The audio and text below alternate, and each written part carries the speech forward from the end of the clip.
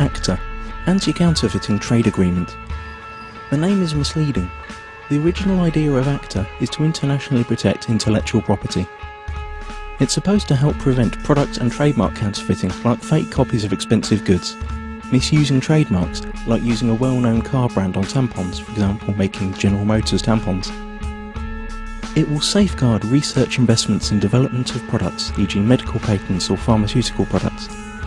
It's also supposed to support artists and journalists and allow them to produce higher quality work and internationally harmonise copyright laws. Sounds great, doesn't it? But there's a twist. The Oxford English Dictionary defines a counterfeit as, quote, a fraudulent imitation of something else. But when a file is copied on the internet, it is exactly the same as the original, not an imitation, and it is not stolen since the original is not removed. The information is simply being shared free of charge, so counterfeiting has nothing to do with it. Let us explain. Intellectual property is never really defined within ACTA. It could mean trademarks, or it could mean any idea or information which later could be copyrighted, restricted and criminalised. This will have a tremendous effect on the internet as we know it. The actual ACTA text covers a huge range of topics and is very complex and hard to grasp. So we will explain what happens on the internet in a hypothetical real-world analogy. Imagine paying for a cookery course. During this course you learn how to cook some really tasty fried chicken. Then you return home and teach the recipe to your wife. But here's the catch. According to ACTA, you are now both criminals since you shared that information for free when only you had paid to learn it. The ACTA regulations are clear.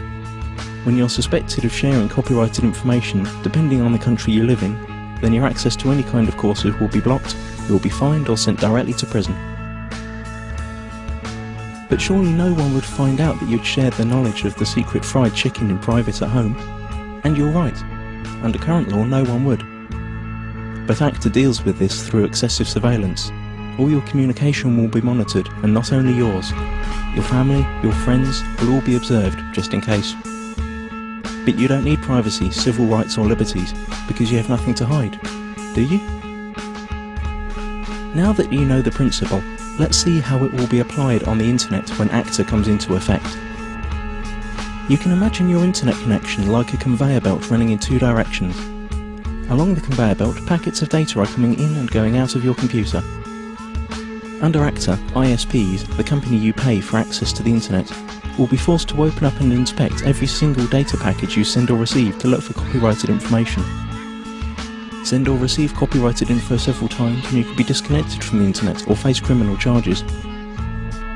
That means if you send an MP3 to your friend through an instant messenger, upload a video of a party which played copyrighted music, or quote a copyrighted newspaper article in an email, you're gone.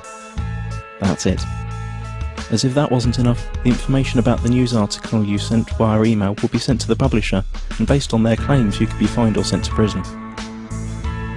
ISPs will also be required to constantly check that no copyrighted material or links to copyrighted material are found anywhere on their servers. This will be fatal for sites that hold any kind of user-generated content, like music, pictures or video. How could YouTube or Twitter work under a law like that? So the internet as we know it is on the brink of destruction. But at least you'd think that the money from all these lawsuits would benefit creative people. But musicians, writers, movie makers, journalists, software developers and researchers also lose, because they are now held by the same rules. Protected ideas now can't be reused, refined or developed any further.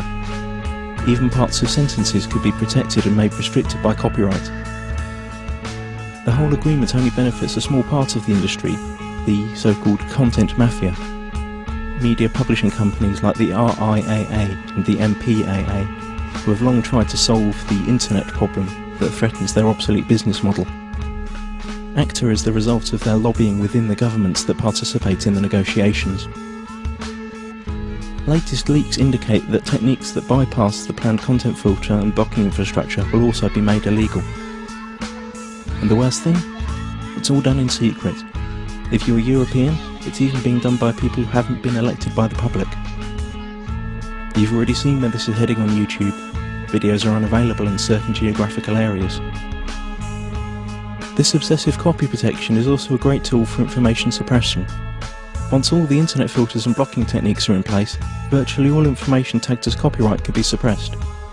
Maybe your critical blog or Twitter account, or the video you made about rigged elections and environmental catastrophes, or even the pictures of your kittens. Okay, maybe not your kittens. Not unless you painted a Coca-Cola logo onto their fur.